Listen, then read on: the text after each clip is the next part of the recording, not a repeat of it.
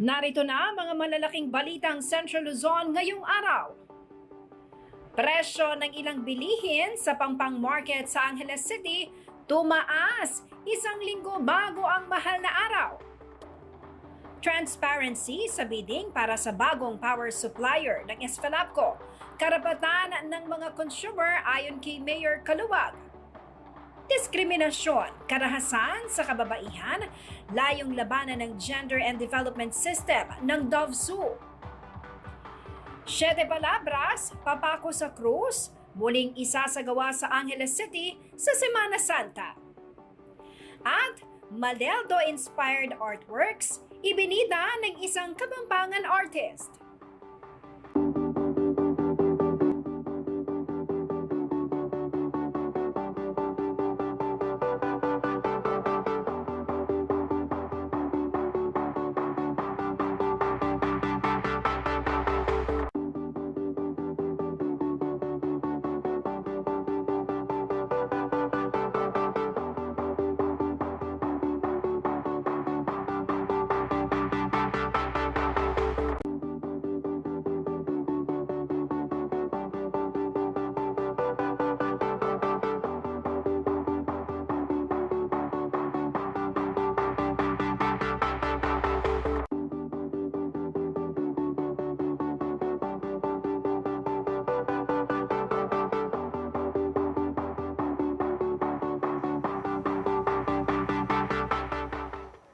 Magandang gabi ka rehiyon. Ako po si Jennifer Salenga, taga rito. Kasama nyo para sa CLTV 36 News. Atin to. Oras na po para sa mga maiinit na balitang Central Luzon. Naniniwala si City of San Fernando Mayor Vilma Kaluwag na karapatan ng mga consumer ng Esfalapco na makita kung gaano sila ka-transparent sa pagpili ng mga magiging bagong power supplier. Pag-aaralan din umano ng kanyang kampo ang kanilang magiging tugon kung sakaling ang imbitahin sila na mag-monitor sa bidding process gaya ng inanunsyo ng power company. Ang detalye sa ulat ni Jana Lumbang Parungaw. Inanunsyo na ng San Fernando Electric Light and Power Company o Esfalapco ang pagsisimula ng paghahanap ng bagong power supplier o ang tinatawag na competitive selection process. Sa eksklusibong panayam ng CLTV 36 News kay Jose Babes Lazatin, ang Senior Vice President at General Manager ng Esfalapco nitong March 24, sinabi nito na isa sa kanilang balak ay imbitahin si City of San Fernando Mayor Vilma Kaluwag sa gagawing bidding process. Pwede po namin imbitahan ng mayor para mag-witness, mag-observe po doon sa proseso ng bidding para po makita niya kung paano po ka-transparent at kung paano po namin inahanap ano po ang pinakamabuti para sa mga Fernandino. Sinabi naman ni Mayor Kaluwag na wala pang nakararating na formal na imbitasyon sa kanya. Magkagayunman, naniniwala ang alkalde na karapatan ng mga consumer na malaman kung gaano ka-transparent ang Esfalapco sa gagawing pagpili ng power supplier. Tingnan muna po natin yung laman ng invitation. Mahirap po kasi magsalita nang hindi natin alam yung nilalaman ng invitation. Siyempre naman, karapatan nating mga consumer na malaman kung ano talaga, hindi ho ba? So anyway, nandyan na po yan. Sana maging transparent na lang po tayo dahil siyempre pag kasi yung mga consumer, syempre medyo natatamaan dahil sa taas ng singil ngayon. Syempre, aaray yan, syempre, magsasalita sila. Magre-react talaga sila. 6 na buwan lamang ang kontrata ng Esfalapco sa ilalim ng kanilang Emergency Power Supply Agreement sa GN Power at matatapos ito sa darating na Hunyo.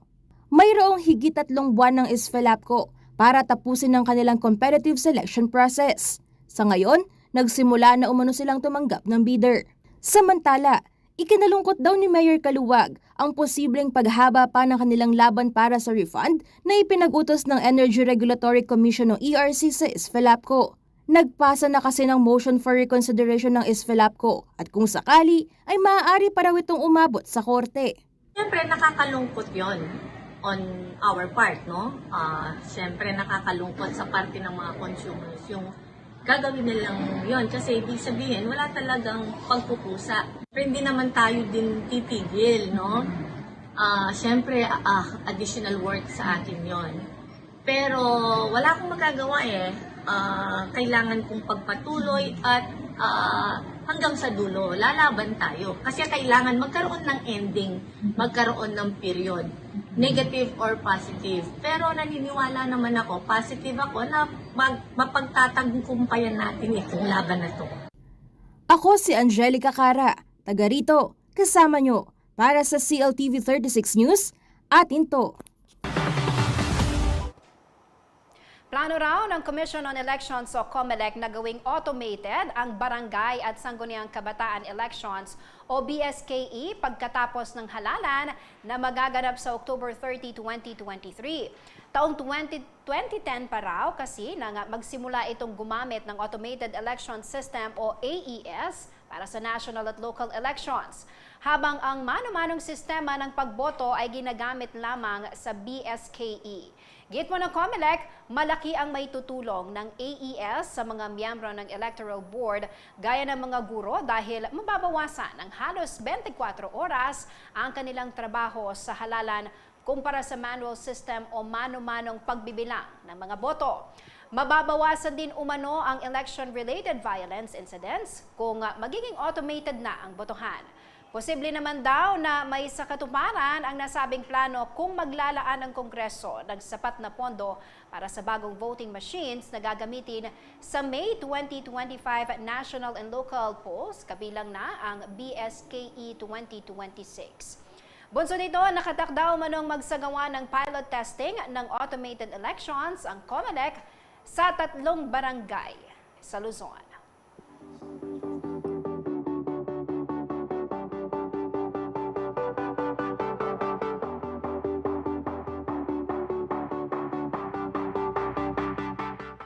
Sa ibang balita, nagsimula nang tumaas ang presyo ng ilang bilihin sa Pampang Public Market sa lungsod ng Angeles.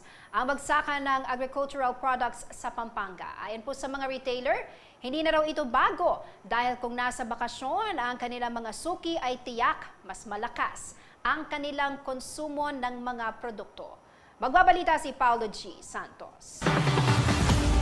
Tuwing mahal na araw, marami sa ating mga kababayan ang nabibilang sa pananampalatayang Katoliko ang nangingiling o umiiwas sa pagkain ng karne. Kaya ang kanilang karaniwang pinagsasaluhan ay isda at iba pang lamang dagat at may kasamang gulay.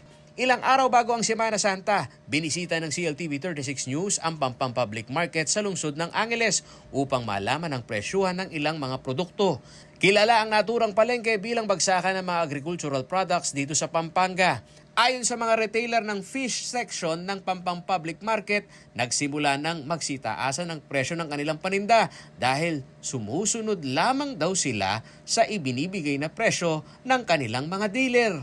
Sa tilapia sir dati 90, ngayon tumaas ng 15 pesos, 105 ang puhunan. 10 hanggang 15 pesos ang itinaas ng presyo ng isda. Tataas pa siguro sir, lalo na niya no, tataas pa. Wala na kami magagawa, sinabi na pag tumaas, wala na kami magagawa. Tumaas daw yung diesel. Ano? Ay, galunggong po, 220. Kung nooy may presyo na 150 pesos na bangus kada kilo, ngayon ay 220 pesos na ang per kilo. Depende pa yan sa laki. 220 pesos naman ang per kilo ng galunggong at 100 pesos ang kada tumpok.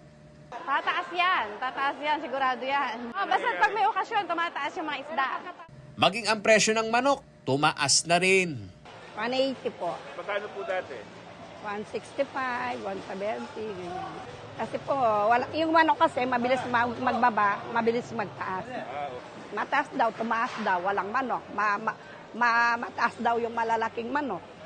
Para naman sa mga hindi kayang i-let go ang baboy, naglalaro sa 320 pesos ang kada kilo nito. Mas mura na raw kumpara sa 400 pesos per kilo sa mga talipapa. Pag magmamahal na araw, sir, lalong tumataas po. Bababa pa yung, at saka lalo na ang tumataas kasi kulang yung supply. Ang ganitong senaryo, hindi na raw bago sa ilang mga mamimili.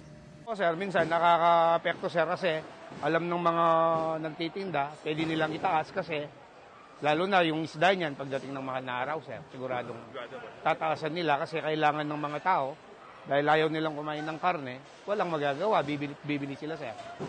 Samantala, nauna nang sinabi ng Bureau of Fisheries and Aquatic Resources o BIFAR na sapat ang supply ng isda kahit na tumaas ang demand ngayong mahal na araw. Binuksan na rin umano ang periodic closure ng pangingisda sa ilang bahagi ng bansa. Ako si Paulo G. Santos, taga rito kasama nyo para sa CLTV 36 News. Atin to. Manatiling nakatutok para sa iba pang mga nangungunang balita ngayong araw.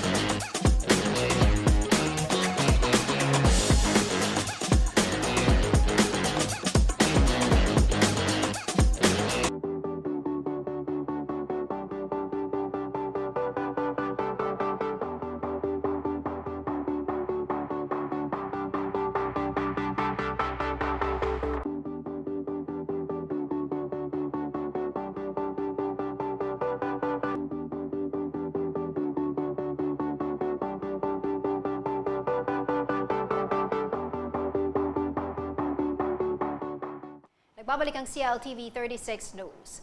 Arestado ang isang notorious drug dealer na itinuturing bilang high-value individual sa anti-illegal drug operation na isinagawa ng pulisya sa Barangay Malabanyas, Angeles City, Pampanga nitong Linggo, March 26. Kinilala ang suspect na si alias Tope, 34 na taong gulang, na residente ng Barangay Balibago, Angeles City at miyembro umano ng Sputnik Gang. Nakumpiska mula kay alias Tope ang 2 piraso ng not-tied transparent plastic packs na naglalaman ng hinihinalang shabu at may timbang na 100 grams na nagkakahalaga naman ng 680,000 pesos. Nakuha rin sa suspect ang marked money na nagkakahalaga naman ng 14,000 piso. Naharap ito sa kasong paglabag sa RA 9165 o Comprehensive Dangerous Drugs Act of 2002.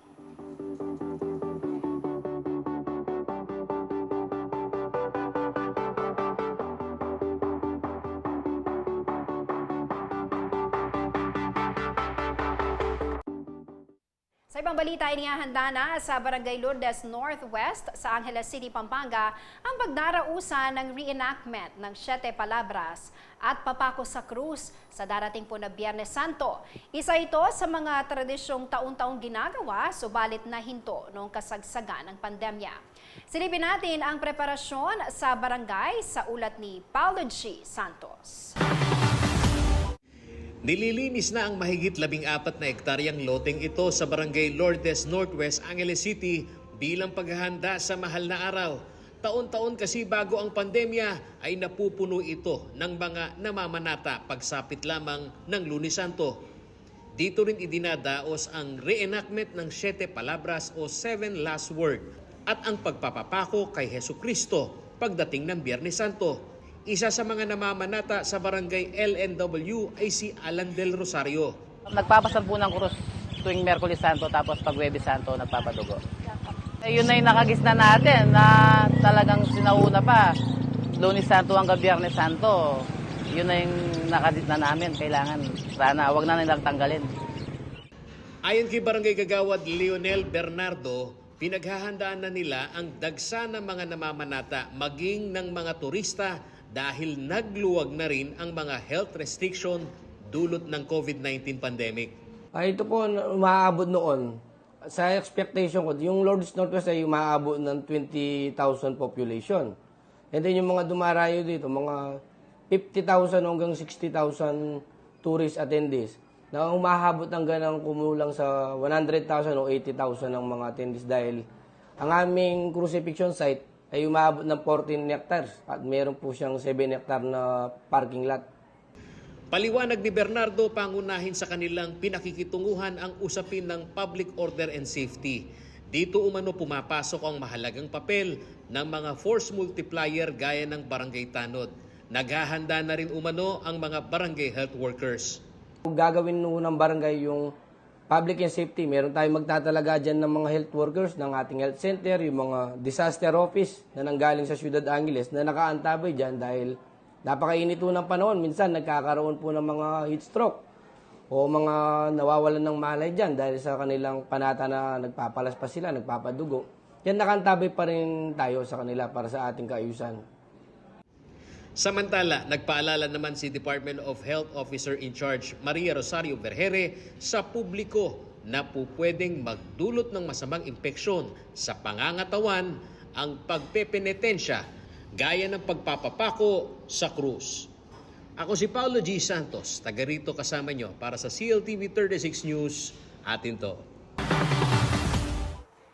Hinikayat ngayon ng Technical Education and Skills Development Authority o TESDA ang mga residente ng Central Luzon na gamitin ang mga iniaalok nitong scholarship at training program. Ito'y upang magkaroon umano ng kabuhayan at employment opportunity ang mga individual na walang trabaho o nahihirapang kumuha ng trabaho. Kabilang sa mga niaalok ng ahensya ay ang Training for Work Scholarship Program o TWSP. Ang mga kwalipikado sa ilalim ng TWSP ay mga underemployed o wala pong trabaho na hindi bababa sa edad na 18 taong gulang hanggang sa matapos ang pagsasanay. Nag-aalok din ang ahensya ng Tulong Trabaho Scholarship Program o TTSP para sa mga kasalukuyang manggagawa na hindi bababa sa 15 taong gulang at kabilang sa listahan ng qualified recipients na siya namang aaprobahan ng ahensya. Samantala, maaari namang humingi ng tulong pinansyal ang mga naninirahan sa Central Luzon sa pamamagitan po ng Private Education Student Financial Assistance o PESFA. Layon umano nito na makatulong sa mga estudyanteng kapos, ngunit porsigido pa rin makapagtapos sa kanilang pag-aaral.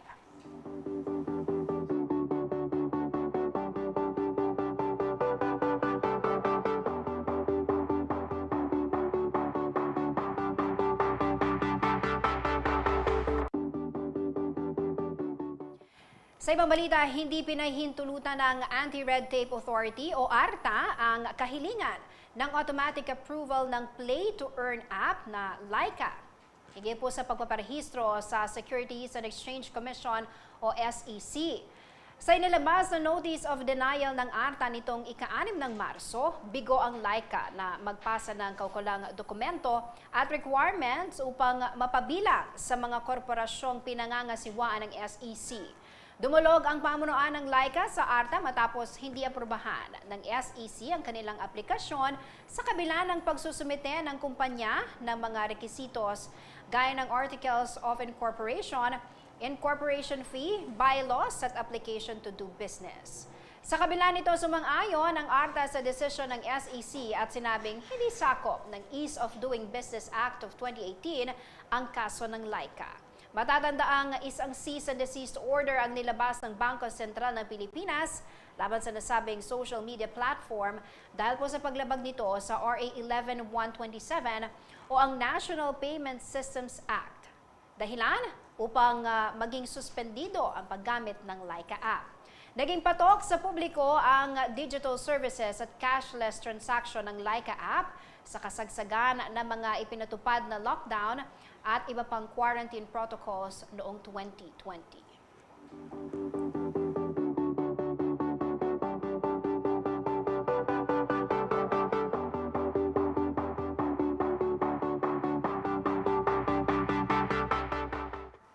Manatiling nakatutok at magbabalik ang CLTV 36 News.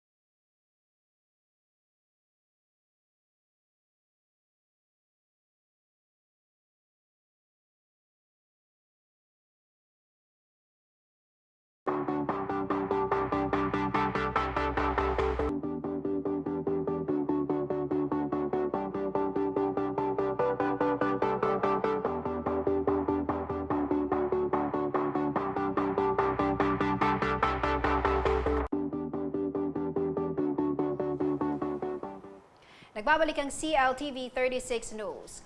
At sa iba pa mga nangungunang balita, isang pelikula na gawa ng isang sikat na Kapampangan director na si Brillante Mendoza ang nakatakda pong ipalabas sa kauna-unahang Summer Metro Manila Film Festival na gaganapin ngayong Abril. Ito ang pelikulang Apag na hangos sa salitang Tagalog na hapagkainan kung saan bida ang mga sikat at mahuhusay na Kapampangan actors gaya na lamang nina Jacqueline Jose, Gladys Reyes, Lito Lapid at Coco Martin. Nagsimula po ang premiere nitong 2022 hanggang 2023 at ipinalabas ito sa iba't ibang international film festival gaya ng Busan International Film Festival, Warsaw International Film Festival, World Film Festival ng Bangkok, Seoul International Film Festival at Asian Film Festival sa South Korea.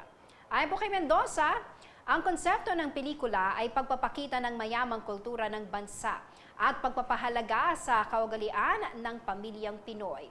Bukod pa rito, binigyang diin ng direktor ang paggamit ng wikang Kapampangan sa pelikula upang magbigay pugay sa lalawigan ng Pampanga na kanyang pinagmulan. At syempre, highlight din umano sa pelikulang Apag ang masasarap na pagkain o lutong Kapampangan. Para po sa mga kabalan natin na excited mapanood ang pelikulang Apag, showing na po ito simula April 8 to 18 sa lahat ng sinehan sa buong bansa.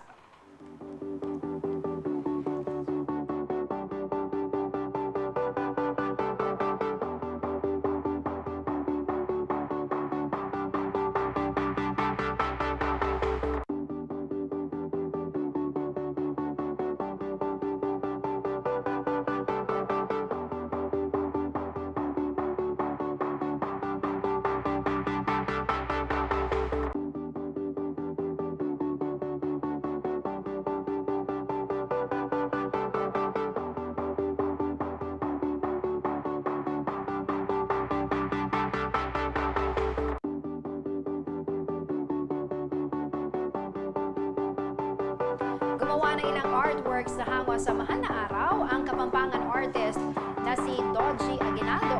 Ilan po sa mga ito ay diorama, paintings at wood arts. Naging tradisyon na umano ng kabalan artist ang paggawa ng obra batay po sa mga nalalapit na okasyon.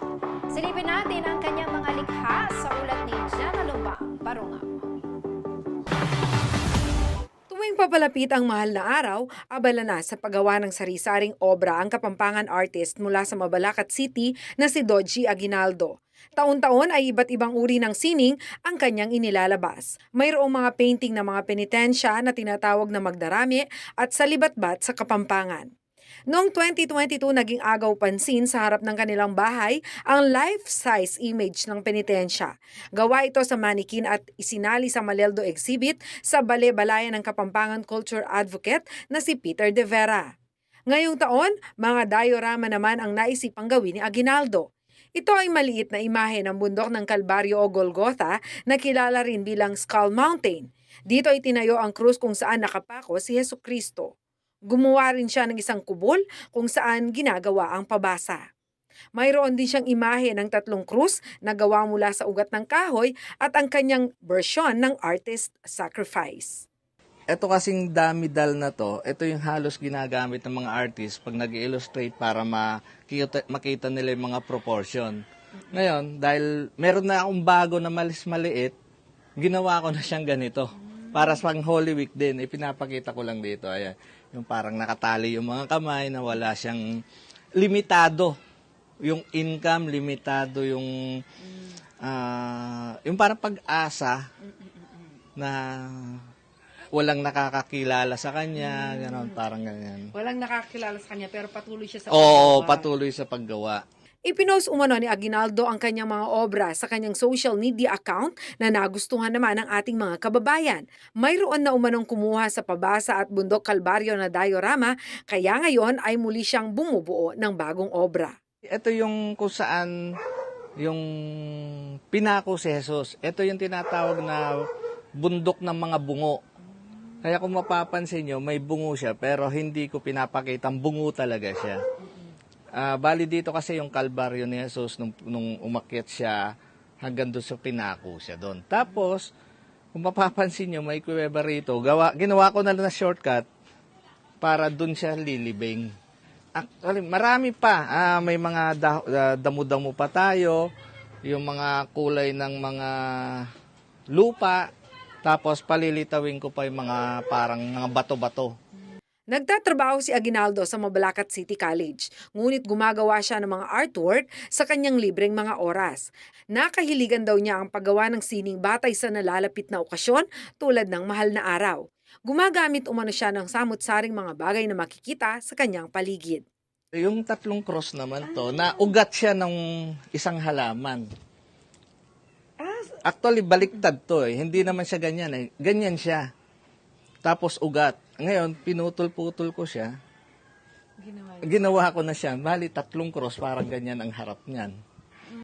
Mayroon na rin siyang natapos na diorama ng isang tradisyonal na bahay kubo ng mga Pilipino. Ang bubong nito ay gawa sa balat ng puno ng saging habang kawayan naman ang iba pang bahagi. Kumpleto ang gamit sa loob, gaya ng painting, upuan, higaan at banig at ang hapagkainan. Sa ibaba ay makikita ang isang balon, gareta, palikuran, lutuan at maging ang sibakan ng kahoy at iba pang detalye na mabusising ginawa ng malikhaing mga kamay ni Aguinaldo. Kasama daw ang dioramang ito sa kanyang nalalapit na exhibit para sa National Cultural Heritage Month sa darating na Mayo. Ako si Jana Lumbang Parungaw, taga rito kasama nyo para sa CLTV 36 News. Atin to. Matagumpay na isinagawa ng Department of Agriculture o DA Central Luzon ang 17th National Organic Agriculture Congress o NOAC. Ginanap ito sa University of Southern Mindanao sa Cabacan, Cotabato nitong March 21 hanggang 23. Ang aktibidad na may temang maunlad na pagsasaka, garantisado sa organikong agrikulturang sinaliksik ay dinaluhan po ng nasa 445 individuals mula sa iba't ibang bahagi ng bansa. Dumalo rin ang ilang kinatawan ng DA sa gitnang Luzon, gaya ng mga opisyal mula sa Organic Agriculture Program, Philippine Good Agricultural Practices Program, Agribusiness and Marketing Assistance Division, stakeholders mula sa pamalang panlalawigan ng Aurora at Nueva Ecija, at mga Certified Organic Agriculture Practitioners. Isang trade fair ang idinaos sa unang araw ng naturang aktibidad kung saan binigyan ng pagkakataon ng mga lokal na magsasaka na maipakita at maibenta ang kanilang organic products. Ilan po sa mga ito ay ang organic rice, organic fruit, and vegetables at iba't ibang klase ng processed food. Habang tampok naman sa ikalawang araw, ang pagbabahagi ng kaalaman sa pananaliksik ng organic agricultural practices para sa mga gulay, palay, pataba at farm animals. Nilibot din ng mga kalahok sa huling araw ng Congress ang sakahan ng ilang organic practitioners na nagbahagi naman ng kanilang mga kasanayan at diskarte sa organic farming. Layunin umano ng naturang aktibidad na palawigin ang implementasyon ng organic farming at mapaunlad ang kakayahan ng mga magsasaka na tumaas ang kanilang ani at kita para sa seguridad ng pagkain sa buong bansa sa tulong ng organic practitioners at stakeholders. Taon-taon po itong isinasagawa upang maipamalas ng mga magsasaka ang kanilang organic products at mailabas ito sa merkado.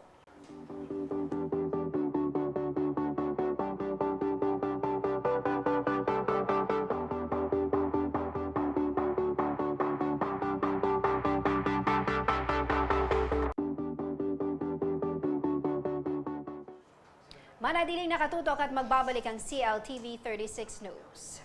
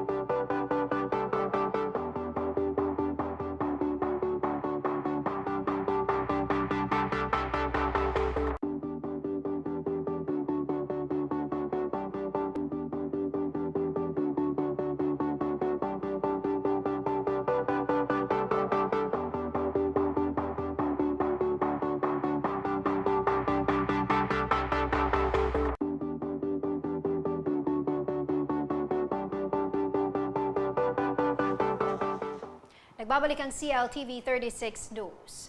Pinalalakas ng Don Honorio Ventura State University o DOVSU ang kanilang Gender and Development System upang malabanan ang karahasan kontra kababaihan at diskriminasyon sa kasarian. Kasama rin sa isinusulong sa ilalim ng kanilang GAD program ang pagkilala sa kalakasan ng mga kababaihan na kumuha ng mga kursong karamihan ay lalaki ang nag-e-enroll. Si Jenna Lumbang Parungaw ang may report. Aabot sa halos 50,000 ang bilang ng mga mag-aaral, faculty members at support personnel sa iba't ibang campus ng Don Honorio Ventura State University. Sa laki ng nasabing bilang, hindi raw nawawala ang ilang kaso ng karahasan at pang-aabuso. Kaya naman nagdisenyo umano ang State University ng isang Gender and Development Focal Point System na tutugon sa ilang mga usapin kaugnay ng violence against all gender. Merong cases, but we're able to abate, we're able to put halt into it. May mga emerging concerns at ito ang nagiging basis natin. You tell us what are the emerging concerns, problems, and issues and controversies, and we'll be focusing. What will be the intervention? We want to narrow the gender gap. Nagtalaga umano ng coordinator and focal person sa lahat ng DOVSU campus na siyang nagmamonitor at nagsasaliksik sa gender-related problems sa kanilang institusyon upang makagawa ng mga rekomendasyon. We want to eliminate. We want to eliminate violence against women, children, and all genders. So hindi to usapin ng sino ang mas magaling, babae ba, lalaki ba? Hindi. So we want to ensure that there is social justice. There should be equality. There should be fairness. So we have po respective coordinators per college, per campus. Meron po tayong technical specialist to prepare the gender yung GPB. Buong taon umanong umiiral ang mga programa para sa gender and development sa pamantasan. Kasama sa mga ito ang pakikisa sa pagdiriwang ng National Women's Month.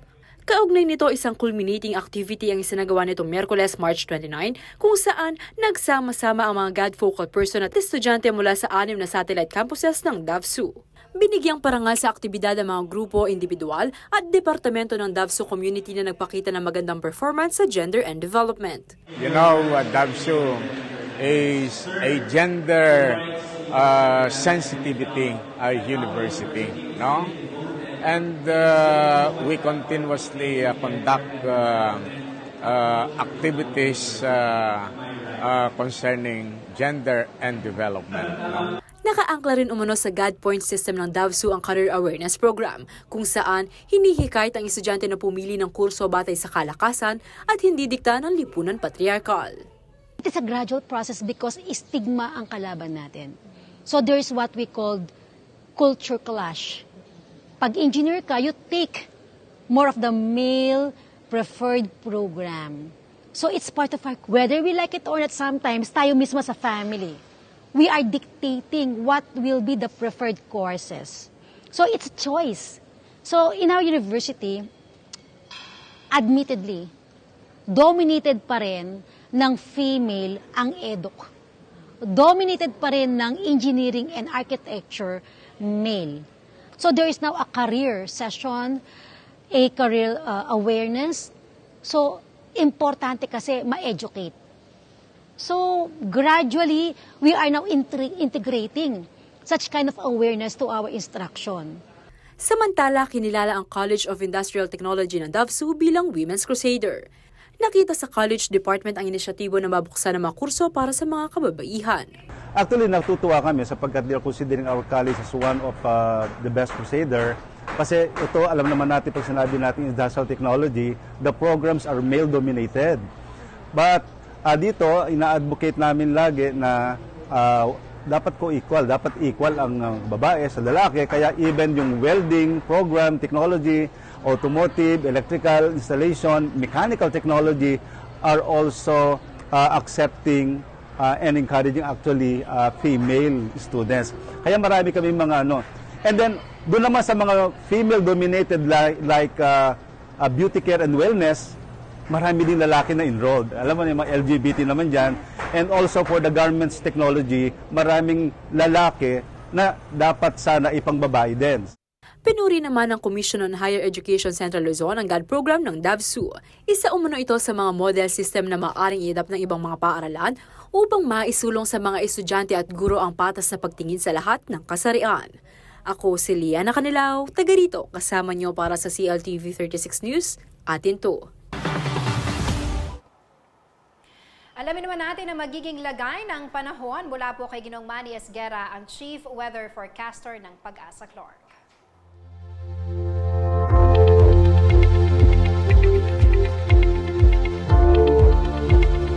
Narito po ang magiging taya ng panahon sa susunod na 24 oras. Sa ngayon po ay easterlies pa rin po nakakaapekto dito po sa may silangang bahagi ng Visayas at Mindanao. Kaya naman po ang mga lugar dito sa Metro Manila at ang mga natitirang bahagi pa po ng bansa, kasama na po dito ang Pampanga, ay magiging bahagya lamang hanggang sa kumisan ay magiging maulap din po ang papawirin. Meron lamang po inaasahang mga pulo-pulong mga pagulan, pagkulog at pag-idlat. Dulot din po ito ng easterlies at localized thunderstorm. Sa mga lugar po sa may bandang Visayas at Mindanao ay posible po ang mga pagulan dyan, kaya pinag-iingat po natin mga kababayan.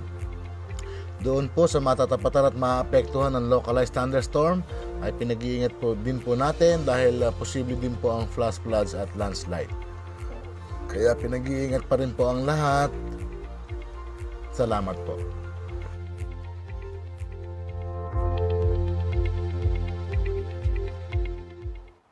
At yan ang mga balitang nakalap ng CLTV 36 News. Para po sa karagdagang detalye, maaari niyong i-follow ang aming social media pages, Facebook at CLTV 36 Official and at CLTV 36 News, Twitter at CLTV 36, Instagram at CLTV 36 Official, at sa ating TikTok at CLTV 36 Official. Kung nais po ninyong balikan ang mga programa ng CLTV, pwede niyong bisitahin ang aming YouTube channel at CLTV 36 Official at ang aming website www.cltv36.tv.